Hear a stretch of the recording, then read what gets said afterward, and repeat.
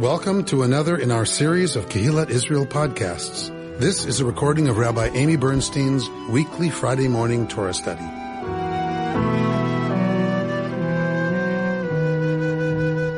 We are beginning our description, learning about, review of the Mishkan, the traveling tabernacle, the traveling shrine of the Jewish people in the Midbar, in the desert.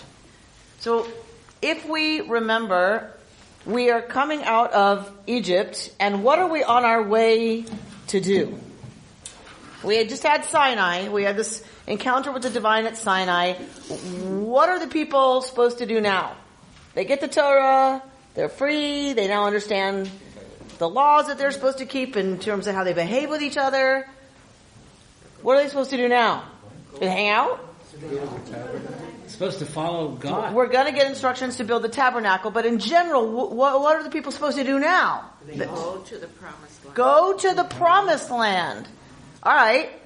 Is it just a big old piece of real estate that they're supposed to go develop? No, because it's already inhabited. No, because it's already inhabited. It's already occupied. You have to conquer it. So they have to, as Linda suggests, conquer it. So this is, in a sense, from this point on, a military operation. We tend to think of it as schlepping through the desert for 40 years because we know the story. But if we go back to this mythic moment in history, the purpose of schlepping through the Midbar is to get somewhere. The Midbar is not a place you live. The Midbar is a place where things happen. Sinai happened in the Midbar. But the point is to cross the Midbar and go to Canaan and build a society based on the values that they experienced at Revelation at the mountain. So, what we often forget is that this encampment is in the middle of nowhere, and it's very dangerous moving a bunch of people, right, who are essentially refugees. Let us not forget. These are refugees. They've come out of oppression. They can't go back. That's not an option. They'll be murdered if they go back. And they have nowhere to call home. Right? So we have a ton of refugees in the Midbar. This is our foundational narrative. Let us remember that next time we turn on the news. Yes? Next time we hear stories about what's happening. We just met with folks from JWW, Jewish World Watch, talking about Congo, talking about Syrian refugees and the incredible difficulty that they're experiencing.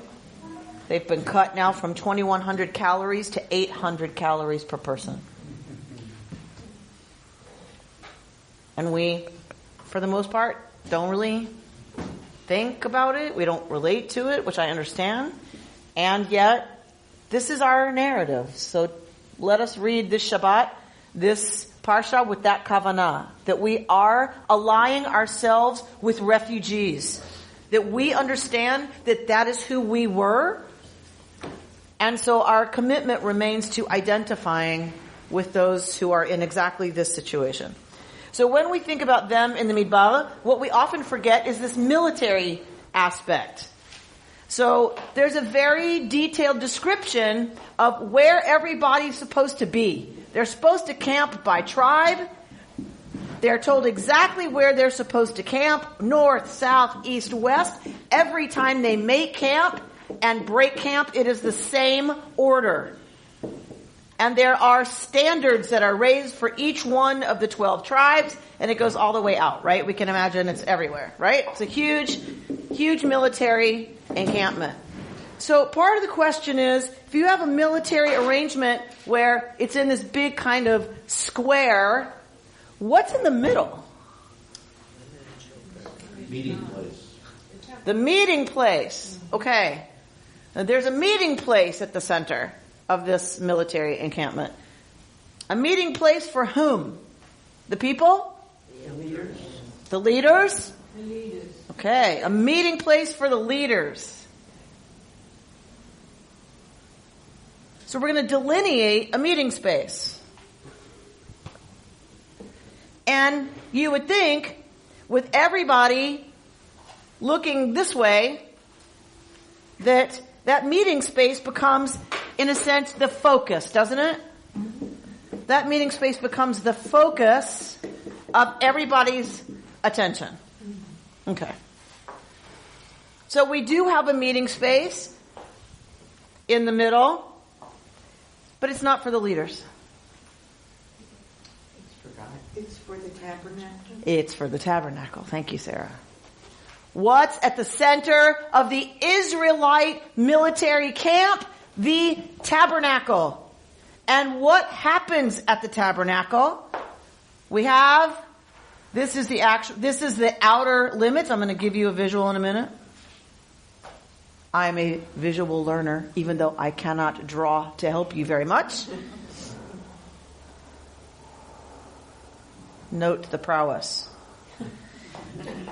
So we have the entrance from the camp into the outer courtyard of the Mishkan, of the tabernacle.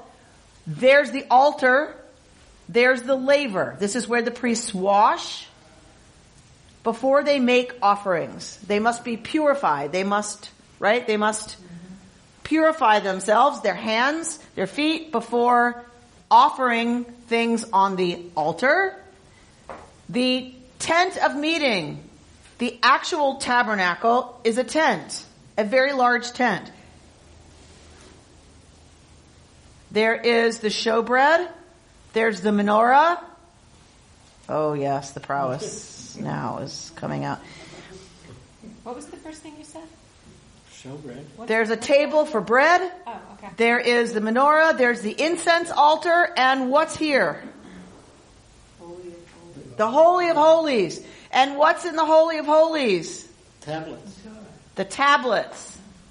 Notice how many answers I'm getting. The tablets, the Torah, The broken tablets. the broken tablets. If the broken tablets are there, which other ones are there? It's 10 o'clock. Thank you. The broken tablets. If the broken tablets are in there, where are the whole tablets? In there too. All right. So that is the ark. The ark holds the tablets and the tablets. All right. So we're going to look at some instruction here, and then we are going to discuss it. So we are in Parashat Terumah,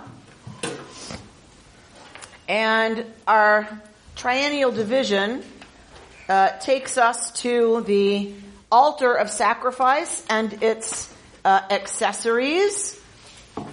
But let's back up just a little bit. Let's start at 26:31. You shall make a curtain of blue, purple, and crimson yarns and fine twisted linen. It shall have a design of cherubim worked into it. Hang it upon 4 posts of acacia wood overlaid with gold and having hooks of gold, set in 4 sockets of silver. Hang the curtain under the clasps and carry the ark of the pact there, behind the curtain, so that the curtain shall serve you as a partition between the holy and the holy of holies. Place the cover upon the ark of the pact in the holy of holies. Place the table outside the curtain and the lampstand by the south wall of the tabernacle opposite the table, which is to be placed by the north wall.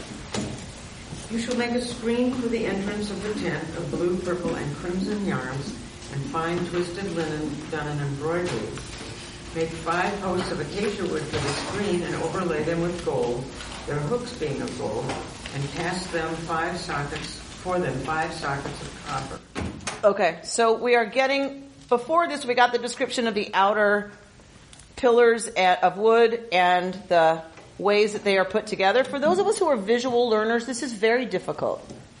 I don't do well with taking information in and then trying to envision it. Like, I hate novels when they go on and on about the heath. Like, whatever. Like, it's grass, it's hilly, whatever. Move on. Right? It does not compute. I have to see it. Right? So, and I'm not the only one. Scholars have worked long and hard to try to figure out exactly how to replicate what they hear of the instructions for the Mishkan. So, why blue, purple, and crimson yarn? Do we remember? Royalty. They go together? They go together. Okay. They're expensive. They're rare. They're expensive because they're rare. Royalty. Why does royalty wear those colors? Because they're expensive because they're rare. Right? Rare, expensive, hence royalty. Right? So if you're going to do something, wouldn't you do it out of the most expensive? If you're going to do something for sacred purposes, wouldn't you do it out of the finest stuff that you have? Indeed you would.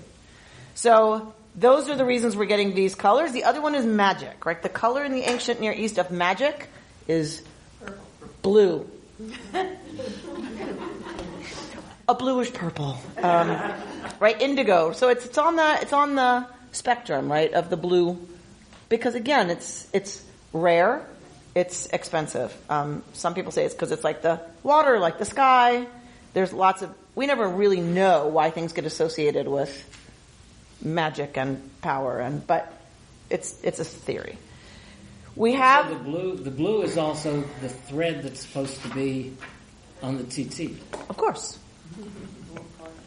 Because we are of course. Make ourselves a temple. Of course. All right. So all attention is focused on this business we just read. There's the lampstand, there's the table, the incense altar, the ark. We're going to read some more. When we suggested what's at the center of the military camp, we got ideas about the people, leaders. So then we got the Mishkan. Why is the Mishkan at the center? Because you're not wrong that this is a meeting place. So why the Mishkan at the center of the camp as the meeting place when the Israelites are not allowed to go past here? Didn't God say, make a Mishkan so I may dwell among you or them? Asve'asuli mikdash v'shachanti b'tocham. Let them make me a sacred space that I might dwell among them. Okay? Doesn't say why at the center of the military camp there's a Mishkan. Could have been out here. It's obvious. Who are they meeting? At the center. Thank you. God is leading them. This is a camp. Everyone is centered around a meeting place. The meeting is between people and God. That is a different model. That is a new model in the ancient Near East. There would have been a shrine, right? Possibly. But this shrine says at the center of everything, the whole point is to meet with the divine. To have the divine at the center. And at the center of the center, what's at the center of the center? The Holy of Holies. What's at the center of that? The law. The law. How you must treat one another, how you must behave, the laws for how you build a just and equitable society. That is what is in the Holy of Holies. That is a new idea. Yes? And it's what was revealed to everybody. And it's revealed to everybody. There have been shrines in the ancient Near East. There have been law codes in the ancient Near East. Absolutely. The law code came from in the ancient Near East, the law code came from yes, it came from the king.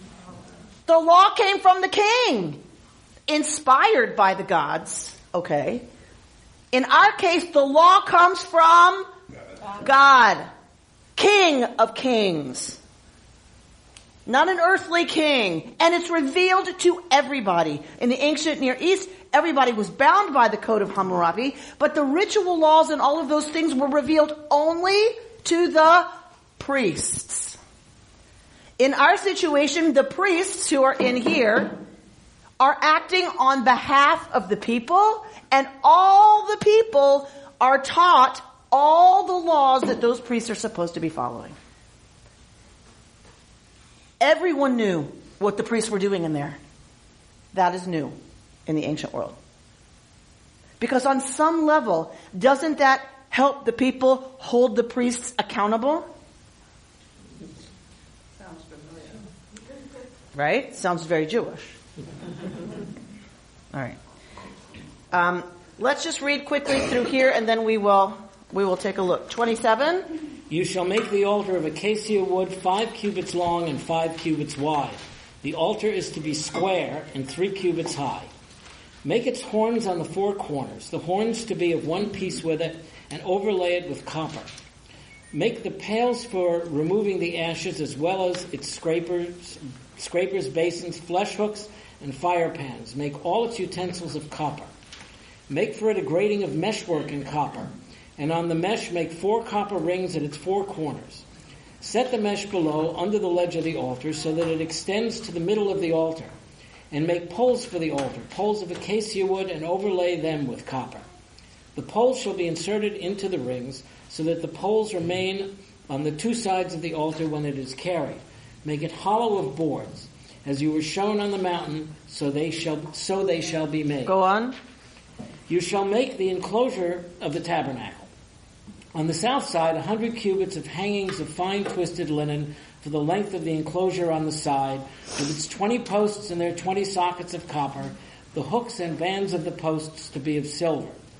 Again, 100 cubits of hangings for its length along the north side, with its 20 posts and their 20 sockets of copper, the hooks and bands of the posts to be of silver. For the width of the enclosure on the west side, 50 cubits of hangings, with their 10 posts and their 10 sockets. For the width of the enclosure on the front or east side, 50 cubits.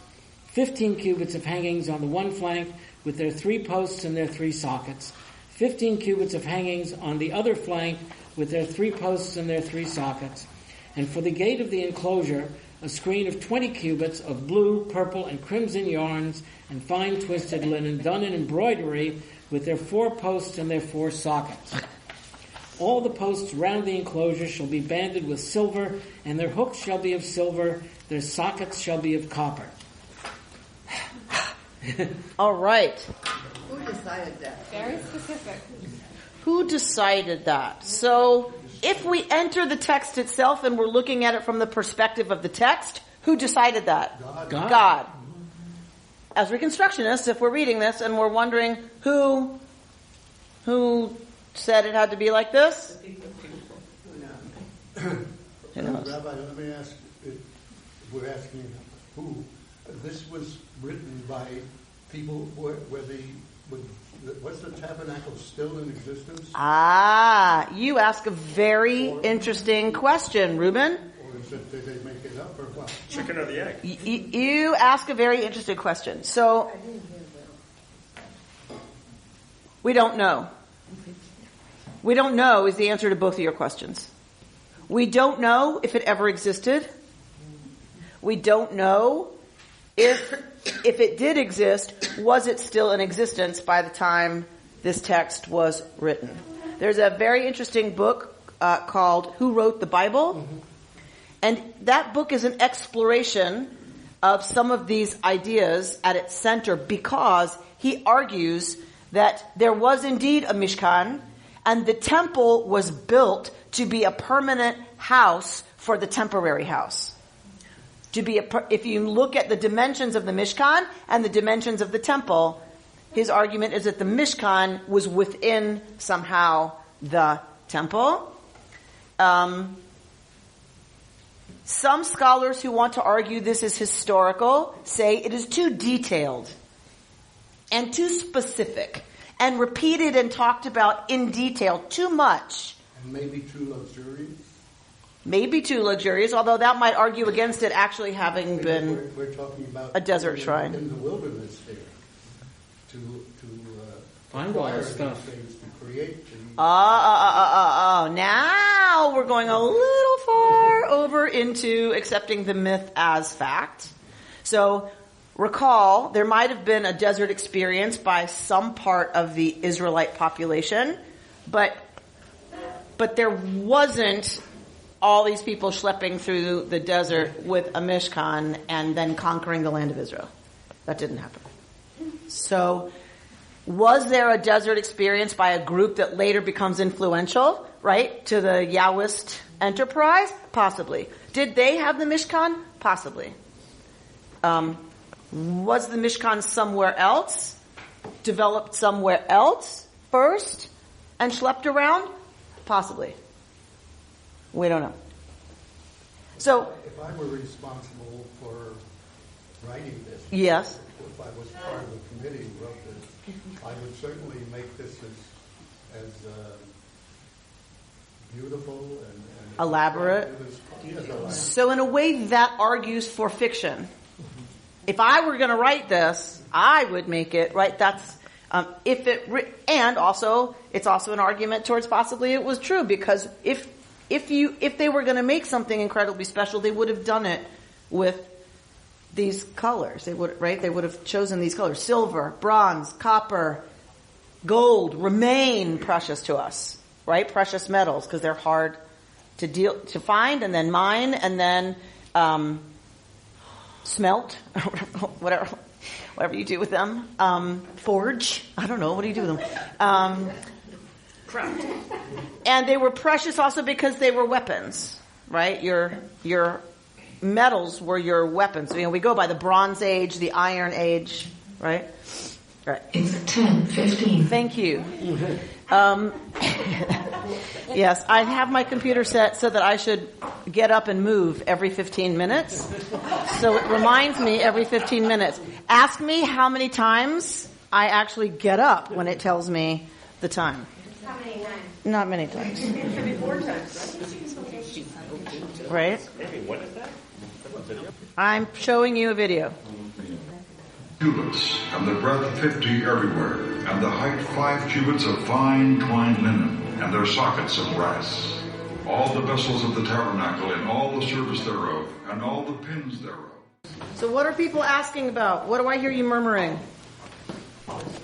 What's the mercy seat? I was wondering what is strange incense. You were wondering what is strange incense. I was wondering why that didn't sound Jewish. You were wondering why that didn't sound Jewish. Because English and Christian. Most of the videos that you will find that describe the tabernacle in great detail are Christian.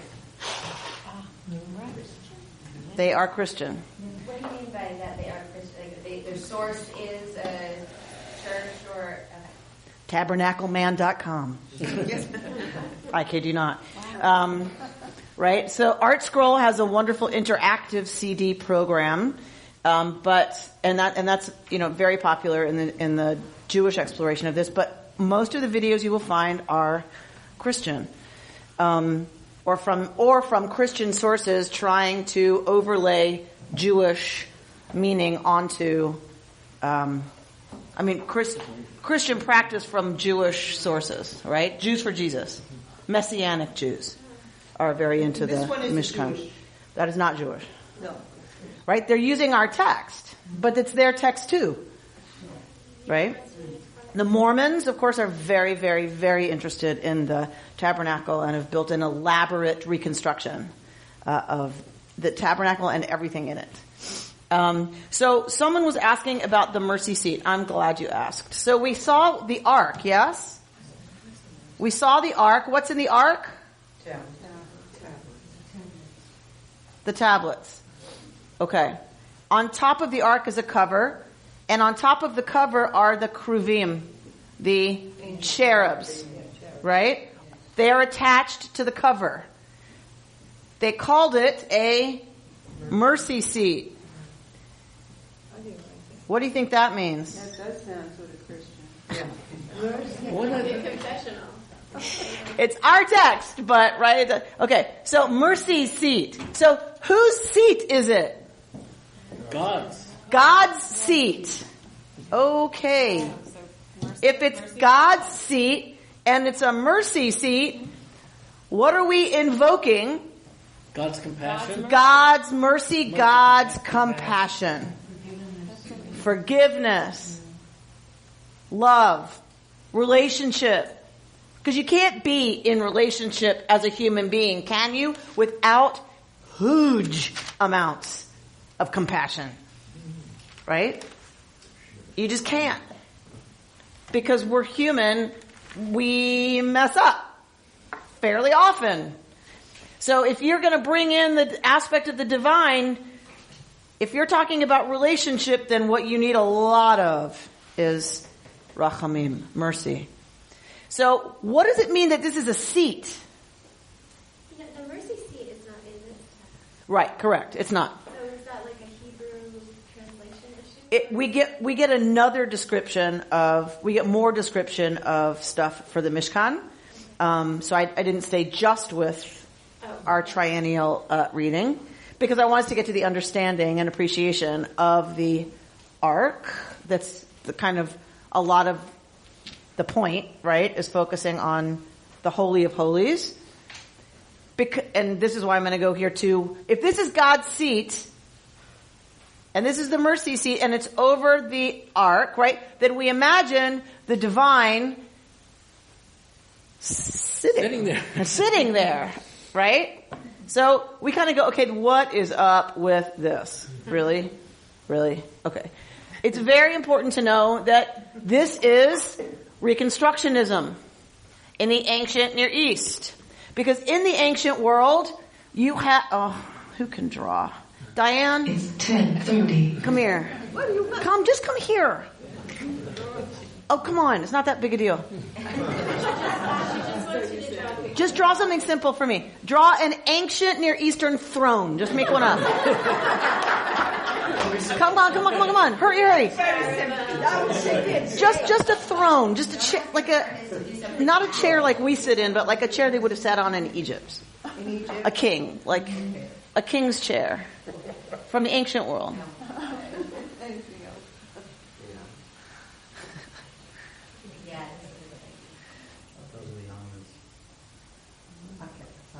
No, it's good. Okay. Perfect. But he also has some arms there. Okay. If we gotta have arms, definitely.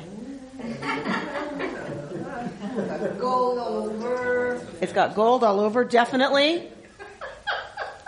This is a very funny exercise, apparently.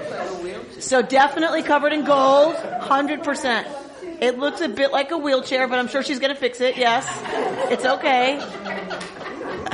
2 cubits high. Are we to scale? Okay, wonderful. Okay, woo! Thank you, Diane. Okay, so here is our seat. Here is a royal seat. Yes. And 2 armrests, and what would have been here that Diane could not have known was a footstool.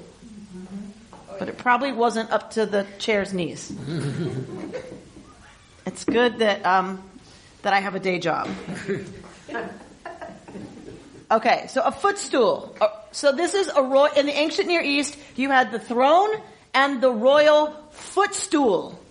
All right, there were often arms. What was in the footstool? The agreement between the subordinate king and the conquering king. In here was... I remembered something. Come to Torah study long enough. In the footstool was the pact made between the king sitting on the throne and another king. That pact went at the feet. It went into the footstool at the foot of the royal throne. Of the one who won. Right. The king who won. Correct. in here is what binds, right? What are the rules for everybody that this king controls? Yes? And that all goes in the footstool. Okay, now, tell me what this has to do with an ark. What does it have to do with this? I'm telling you that this is a reconstruction of that. What's the new idea? The pact is now in the pact is now laws, not so different from that. The laws are between God and the Israelites. God and the Israelites. And God is sitting on the seat, on the throne. What are the armrests? The cherubim. Correct. Or someone argued that the wings come over like this because that's the seat. It's either the seat, the armrest, but evocative of a throne, and we're told this is the place from which God will speak, will communicate with the people. So you saw a description of the ark. The ark is wood, acacia wood, covered in what? Gold. On the outside and the inside. No one's ever going to see the inside. And only the high priest is going to see the outside once a year on Yom Kippur. Yom Kippur. What did we have go on while Moshe was up on the mountain? Golden calf. Ooh, there was this business about taking wood and covering it in gold. And what did they do? They focused on that and partied. Worshipped. To me, it's very interesting that they had gold. I mean, if you go away from in the desert, where do they get Well, they got the Egyptians. They have access to all of that stuff. So again, if we enter the text from the perspective of the story, where did they get the gold? The Egyptians. They lent it. The Egyptians lent it to them as they were leaving. They plundered the Egyptians as they left. It was booty. Okay? Reparations. It was a sob. Right? So they, a sob, what are reparations? The BMW. It was a BMW. So they took reparations, and that's what they had. But if we're talking about a people who live in this region, gold was absolutely part of the standard. Absolutely. One of the materials that you would have used as a precious metal in the ancient world. So we just recently had a business where they got big time punished for taking a hunk of solid wood, covering it in gold, pointing to it and saying, Yud He Vav He.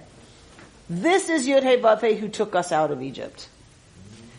So some of our tradition wants to understand this whole business, and in particular the ark, as the right way to do the golden calf? I mean, the anti-golden You're not wrong, calf. The right? anti-golden the calf. anti-golden calf. So I was looking for a word though. This is the prescription. The remedy. The remedy. This is the remedy of the golden calf.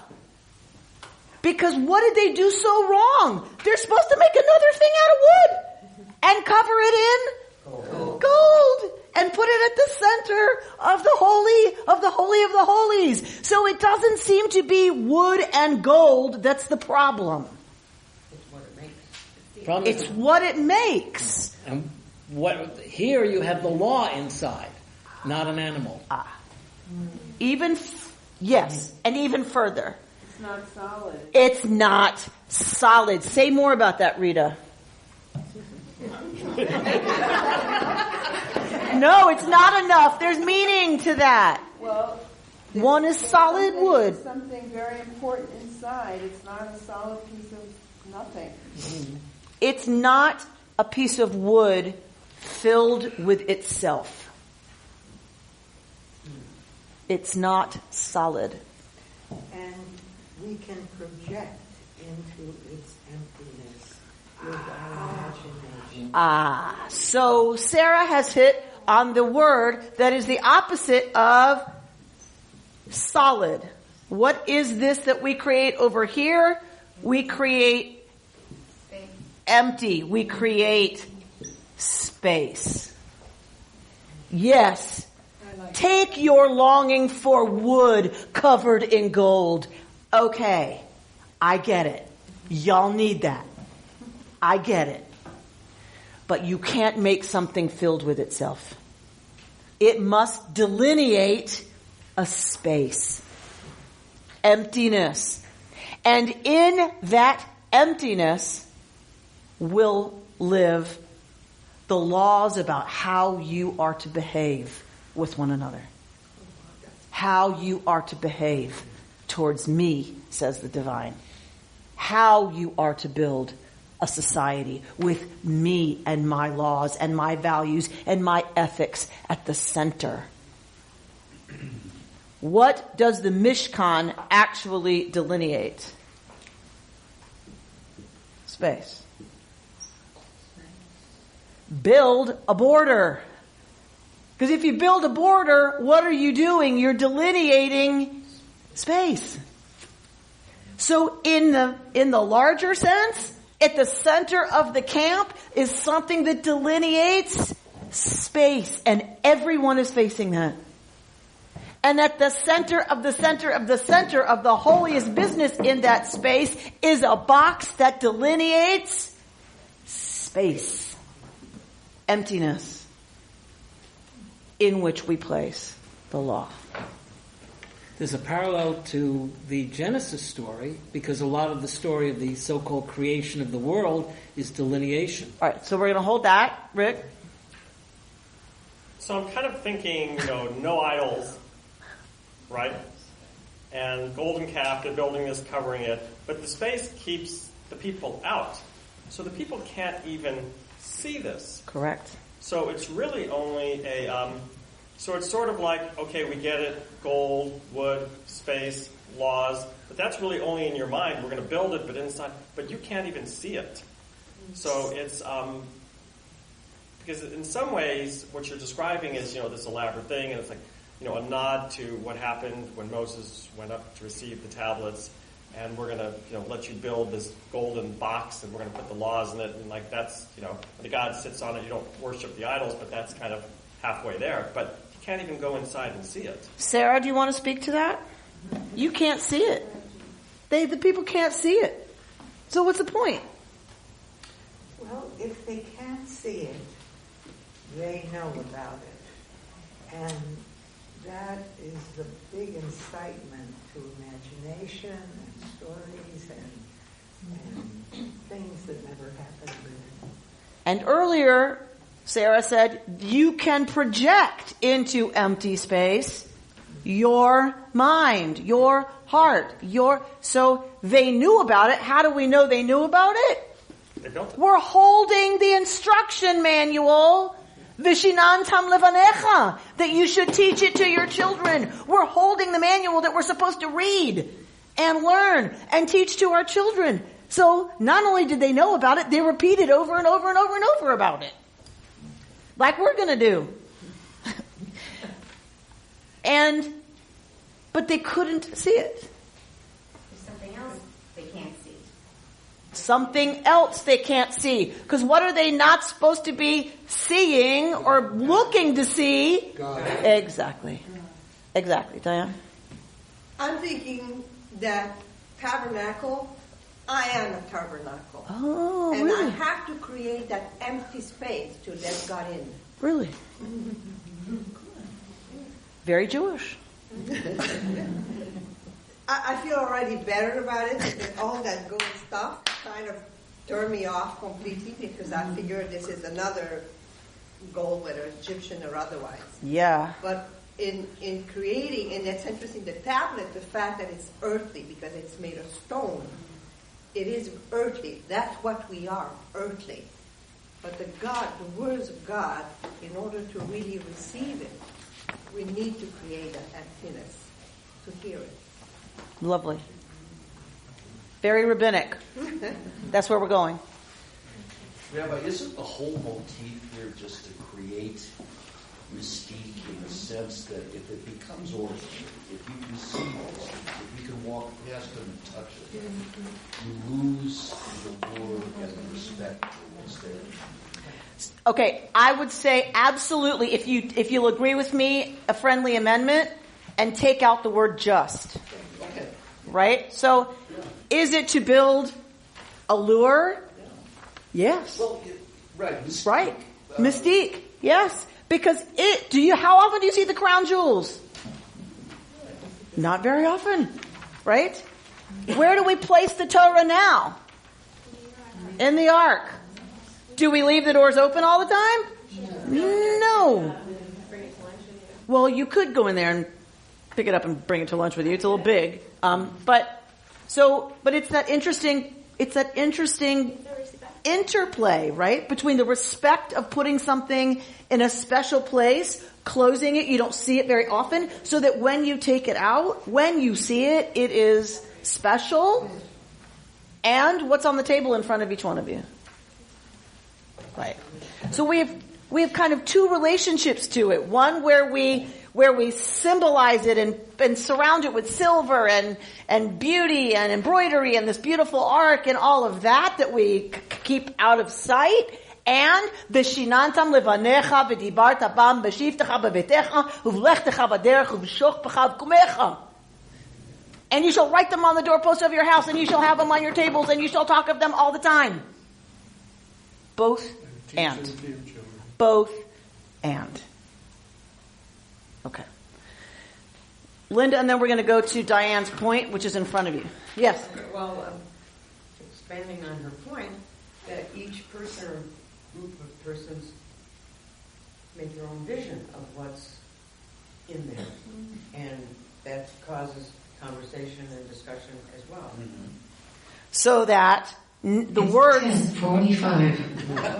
Should we all get it? God is very loud. God is very loud today. So the words, it doesn't stop with the words that are in there, or the words that are in there, or the words that are here. What I hear you saying is create space around all of it in which we find and we put in our meaning and contribute that to that empty space. Daniel, will you put my computer on mute, please, so we don't hear the time again? I want to go back to what Ruben was saying, because in that video, which is really hard to watch because it's so long and boring, that God is saying in that accent that He's going to put the laws in the Testament. I think He keeps saying.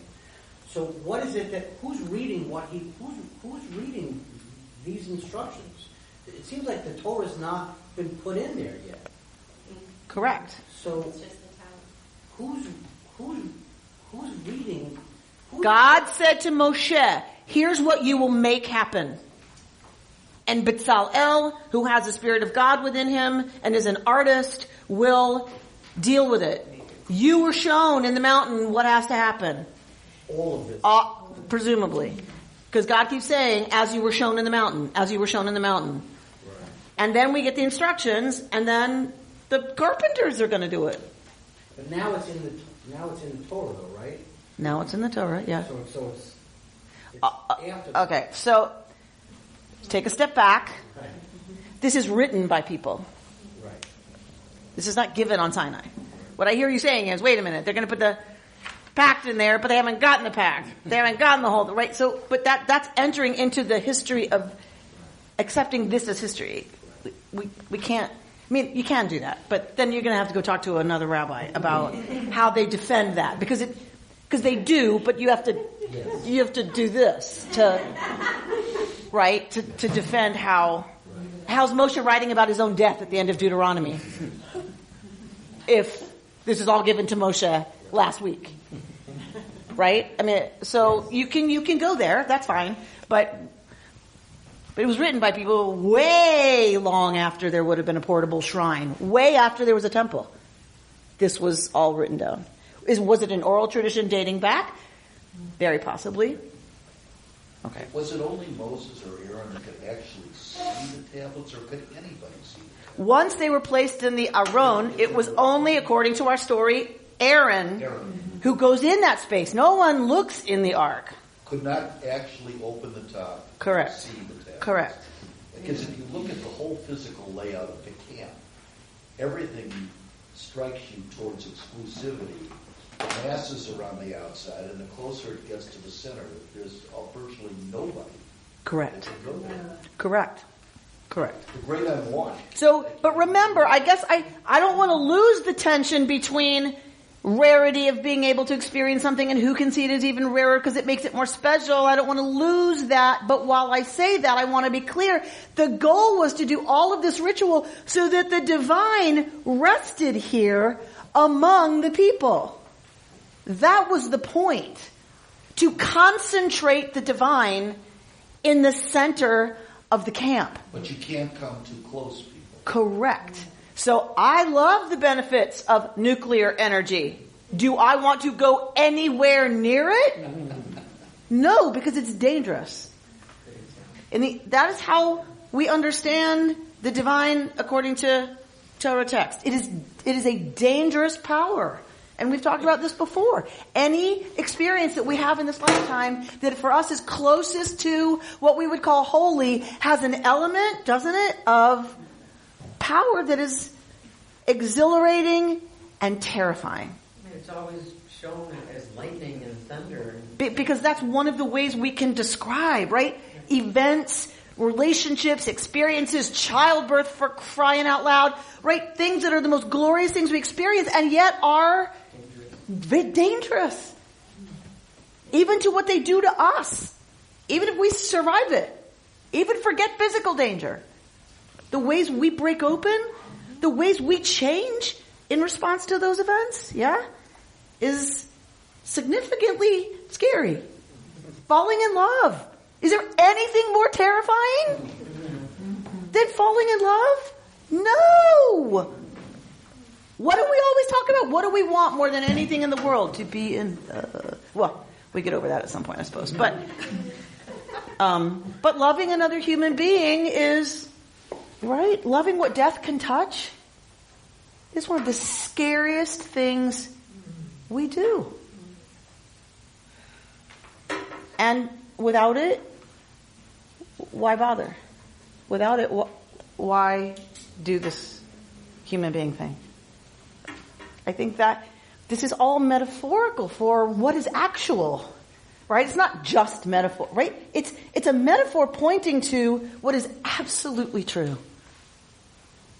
Rabbi, I missed where the term mercy seat came from. I'm sorry, and so much of your exposition is based on that. And where is it in the text? Exodus 25:20. It's written right here, people. I'm not making it up. It's right here. And the word refers to a piece of furniture. Throne. Throne. Okay. Kisei. Throne. But in Hebrew it's the same. Kisei as chair, kisei as throne is the same. And does it say Raphaim there? I'm not positive what the Hebrew is, actually. Or is that the Christian contribution? Yeah, it sounds like a Christian translation. Yeah. It does, doesn't it?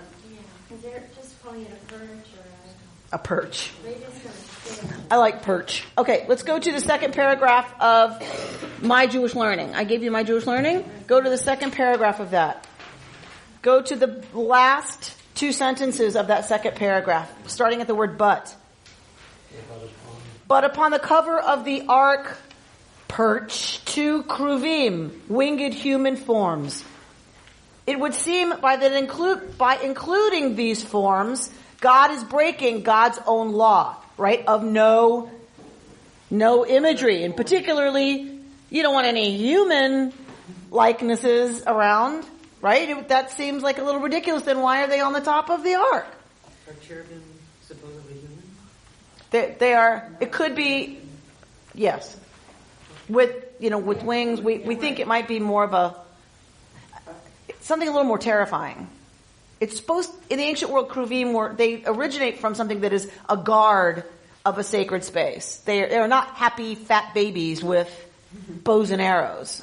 Gargoyles. They are more like gargoyles. right? The Sphinx was supposed to be terrifying, right? Okay. But these definitely have human, form as well. So there's a possible relation to this seeming contradiction in the very details of space and shape that make this parasha and its focus on design so fascinating. From above the cover, says God, from between the two kruvim that are on top of the Ark of the Covenant, God will meet with humanity. The voice of God emerges not from the mouth of any graven image, but from the empty space between two faces. From the place of human encounter emerges the divine voice. Certainly, in every act of true listening, of honest speaking, and thus in every act of compassion, in every heartfelt encounter, in every ethical interaction, we can hear God's voice. In other words, if idolatry is to hear the voice of God emerging from a block of gold, or a block of wood covered in gold, I'll argue, then the opposite of idolatry is to see God's face in every human being. To hear God's voice emerging from the relationship of any two beings, face to face, eye to eye, ish el achiv, from one person to another person. Drop down to Mishkan as model. Though the tablets contain only 10 laws, they are the symbol of the covenantal relationship that guides Israel's very behavior. Drop down a little bit. In that sense, the core of the Mishkan is a monument to divine ethical vigilance. The ark then is not a platform for God crowned by two idols, but a complex model for divine relationship. God dwells among us when we build relationships that are founded on morality and focused on the encounter. Right? So, Mishkan as model. Drop down to actualize its lesson. To actualize its lesson, we must demand of our own governments an equivalent commitment to both the human encounter and the ethical foundations upon which it must rest. The Parsha's attention to detail speaks to the kind of vigilance our own society must have, ensuring that this ethical relational commitment is present in our governing structures at all levels, in every aspect. As boring, David? As boring as it is. I don't know about you, but I find so much of the electoral process tedious at best. And the debates, click. I just can't even yelling, arguing, fine point. Yeah, but you don't have a plan for that. Yeah, well, mine's going to cost $100 billion. Well, how are you going to? It's like that's all lovely, but like really, it's just a bunch of people like to hear their own voices. But our teaching is that you read about those stupid sockets and rings and posts every year, twice. Once when we get the instruction, once when it's built. And they made the sockets, and on and on and on. It's tedious. But really, that's life. If this is going to permeate every level of our society, then we need to be paying attention to those debates. We need to be paying attention to what the candidates say. We need to pay attention to the plan that they have, and do we support it or don't we? Do we agree with it or don't we? We should be going to things to participate in our electoral process, not clicking it off because we'd rather watch Scandal. Let's just say that could happen.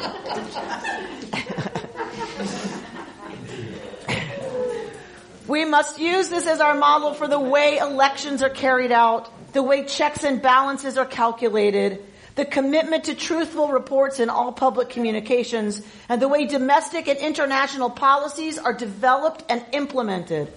All systems should exemplify this commitment, ensuring the safety, freedom, and dignity of all people.